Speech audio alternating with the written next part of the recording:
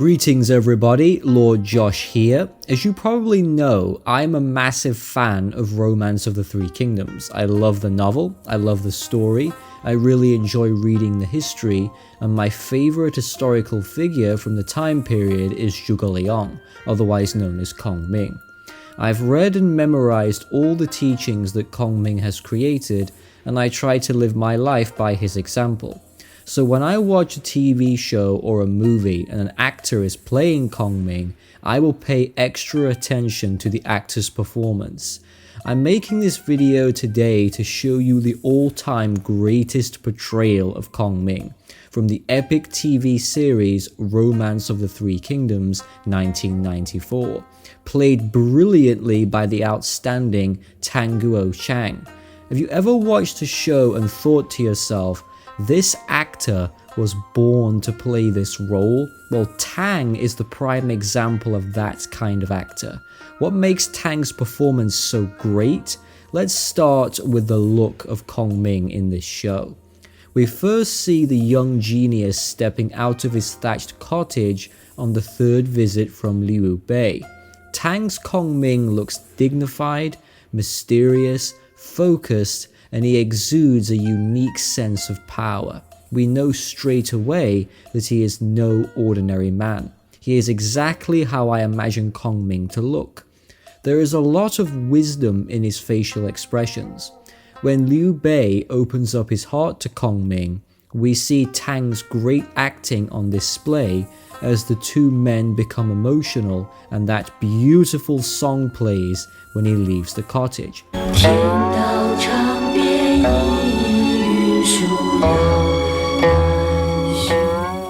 I especially like the way he holds his feather fan. He never grips it, he holds it gently, calmly waving it back and forth. If we compare the 1994 Kong Ming to the 2010 version, there are some major differences.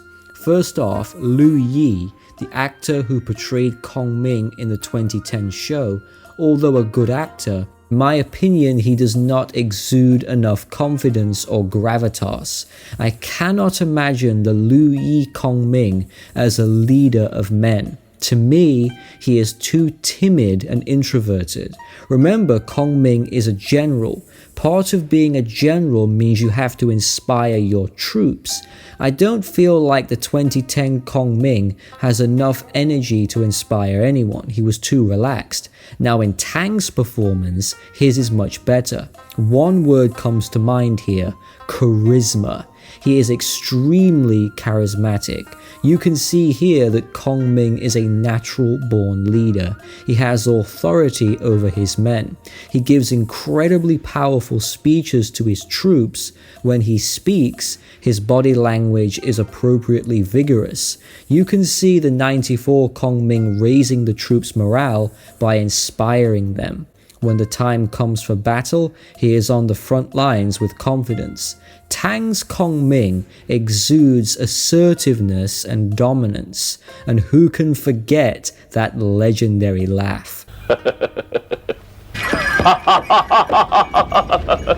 One example of Tang's great acting is demonstrated in the famous scene Zhuge Liang debates the Wu scholars. In that scene, Tang's Kong Ming utterly destroys each scholar with strong but eloquent words. He delivers his performance with a graceful intensity that cannot be matched by any other actor. Whenever I watch Tang, I feel like I am watching the real Kong Ming. He brings Kong Ming to life in his performance. Another example of Tang's great acting: when he has a battle of words with Wang Lang, he doesn't just win the argument, he gets up out of his four-wheeled chariot, points his fan at the old traitor and scolds him with words as sharp as blades. 今幸天意不绝严寒，昭烈皇帝于西川继承大统。我今奉四军之旨，兴师讨贼。你既为单于之臣，只可潜身所守，构图一时，怎敢在我军面前妄称天数？好手匹夫，苍然老贼！你即将命归九泉之下，届时有何面目去见汉朝24代先帝？我从未见过有如此厚颜无耻之人！你，王司徒，王司徒。After the man dies, you see Kongming sitting there as cool as can be. He is quite a formidable hero in the 94 version. His enemies fear him and his allies love him. I also really enjoy the chemistry that the 94 Kongming has with Liu Bei. You get the impression that they really are close friends, brothers even, who spend a lot of time together. I like how in certain scenes when Kongming wants to whisper something to Liu Bei, he will use his feather fan to cover his mouth so nobody else in the room knows what is being said. I also like how Tang's Kongming uses the fan in general. When he looks far into the distance, he will use the fan to shield his eyes from the sun. When he directs the army into battle, he will use the fan as a directional tool. He makes all of this look really effortless. It's small things like this that I really appreciate. During the famous novel-based feud with Zhou Yu at the Red Cliffs, Tang's Kongming doesn't just outsmart Zhou Yu at every stop, he actually seems to enjoy outsmarting people. He seems to get a kick out of Lu Su's reaction when he is panicking on the boat whilst they are going to collect the arrows. Kongming does not tell him immediately what the plan is, he just keeps him in suspense for a while. This makes the show a lot more entertaining in my opinion. One scene that I really love is when Zhuge Liang is on his famous southern campaign and he's capturing Meng Huo again and again. There's this clip where Meng Huo falls into Kongming's trap and you just see the crouching dragon sitting there in his chariot as calm as can be. He has planned everything to perfection, and here nothing surprises him. He is the smartest general in the land, and he knows it. The empty fort strategy scene is another wonderful example. We see Kongming looking very worried this time. He examines his feather fan as if reading something on its surface, perhaps looking for an answer or inspiration of what to do while Sima Yi's army is approaching. Kongming then throws the fan on the ground in frustration, but it lands in the strings of the Guoqiang. He now has his answer. He now knows what to do. This whole scene plays out brilliantly. Tang's facial expressions are great here, and this scene is a very intense one. You really feel the pressure building up for Kongming, and then the string snaps, but Zhongde retreats. Another aspect of Tang's portrayal here is the element of mystery in how he plays Kongming. In the 94 show, Kongming is very much a Taoist occultist who makes use of ritualism, for example, borrowing the southeastern winds at the Red Cliffs.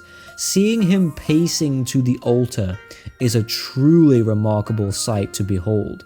Seeing him use rituals once again during the southern campaign to cross the river, and of course praying to the Northern Dipper in his tent in order to extend his lifespan.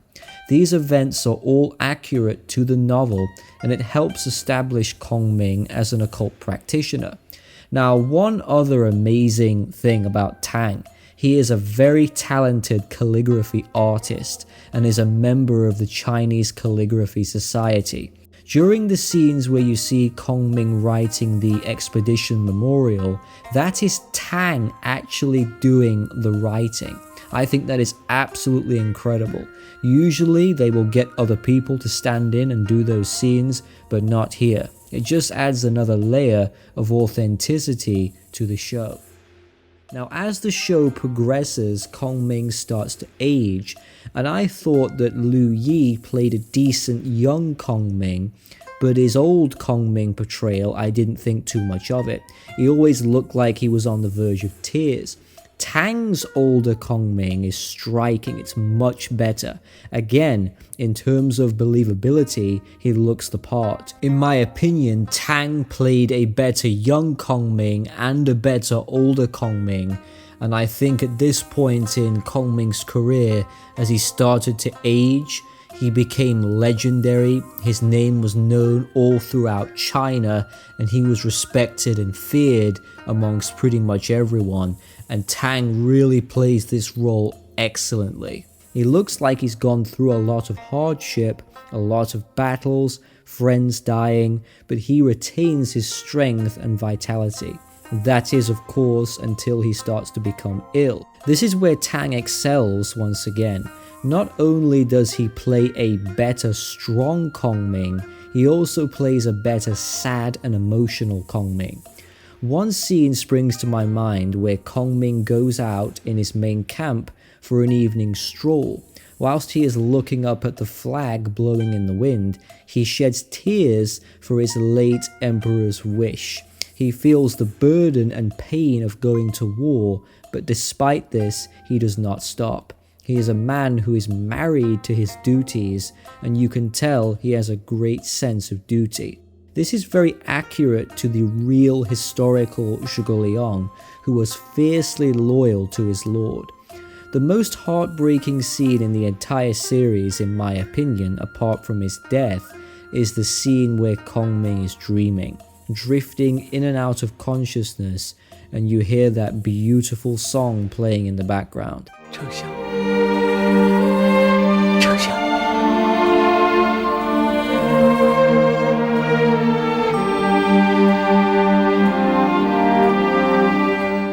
This whole scene is so tear-jerking, and yet Tang's Kong Ming does not say a word here. It's all in the facial expressions and the look in the eyes.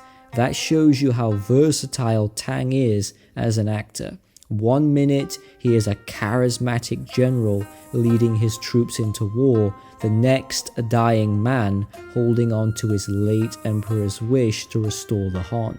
In my opinion, this is why the 1994 show is superior. It has more real emotion. I have a collectible figure of Tang's Kong Ming and an oil painting of him. For me, he will always be the best Zhuge Liang of all time. So thank you for watching this video. Again, this is just my opinion. You are welcome to disagree. Please check out my extensive playlist on Kong Ming if you want to learn about the history and the novel. I cover his inventions, his battles, his quotes, his occultism, his strategies, and of course how Kong Ming is portrayed in TVs and movies. I'll see you soon. Take care.